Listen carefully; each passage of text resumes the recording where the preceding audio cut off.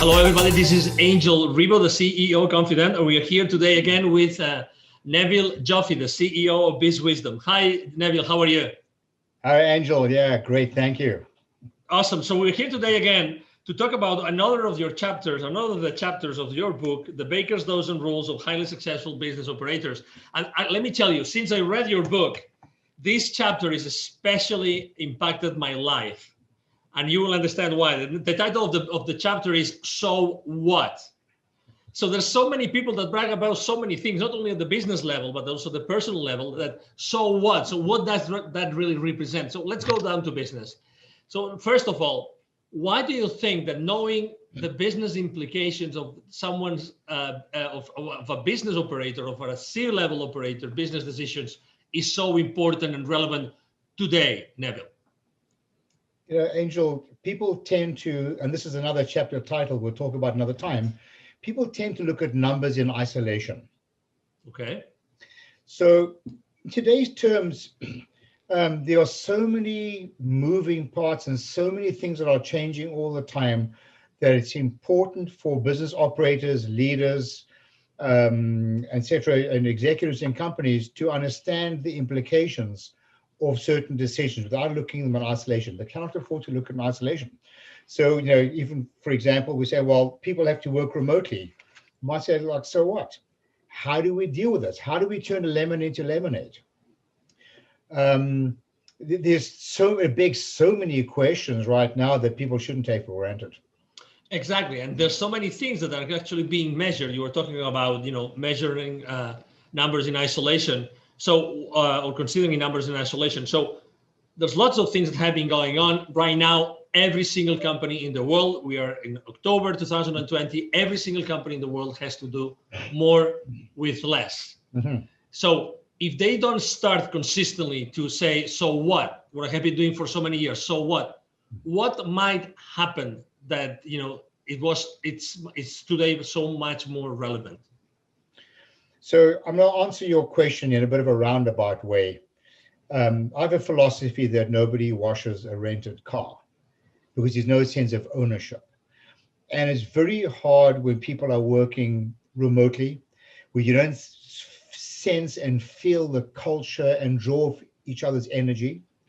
So all the more reason now that people are working remotely, that they need to engage people and need to give people a reason to want to come to work other than just a salary check. There needs to be a bigger purpose.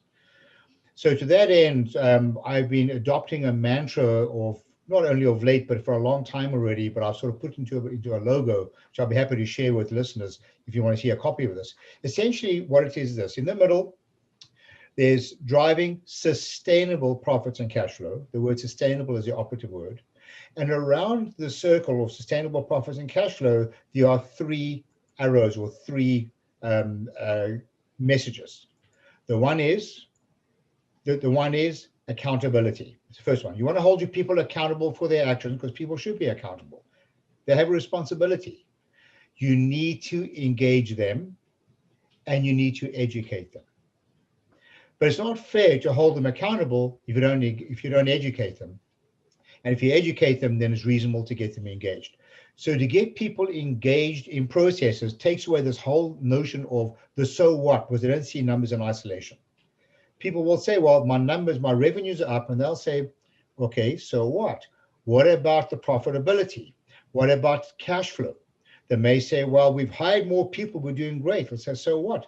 Maybe we're not being as efficient as we should be. People start thinking at a deeper level, always with a single reason why we're in business, is to drive shareholder value. And everybody should be engaged in that conversation, especially now that they're working remotely. So they don't see their own jobs in isolation. Their job is part of a bigger purpose. Exactly. This book, this is the cover of the book, every single chapter has a very, very interesting structure. So it's basically the chapter itself, and then there's a series of questions. And then there's even, several pages of notes. And I'm reading one of the questions of your So What chapter. For instance, so does your HR department tend to talk about how satisfied your employees are? That's a very charged question. do they tend to talk about this? Even now, they're working remotely. So maybe, people are happy. So what? What are the consequences of that happiness today? What is the effect of that happiness today that the company has changed so much that everybody works remotely and that resources are much more critical than before? So what, right?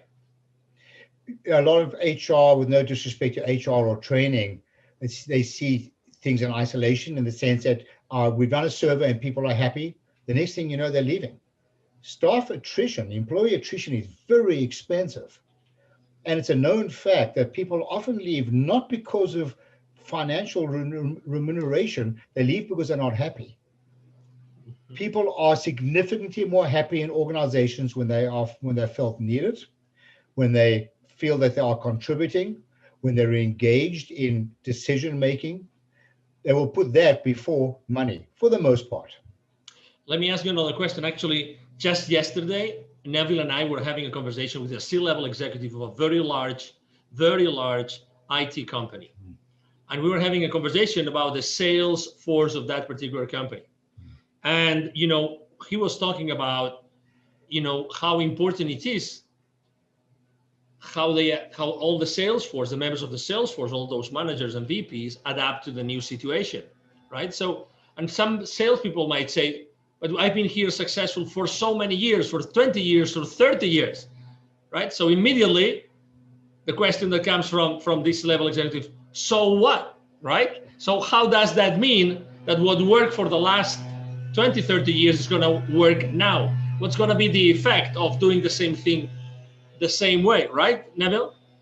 Yes, we had a fantastic conversation. In fact, he was talking about the holy grail in business, where if he could get his salespeople to be, rewarded for the success of the customer in relationship to the product or service they sold, that would be a game changer.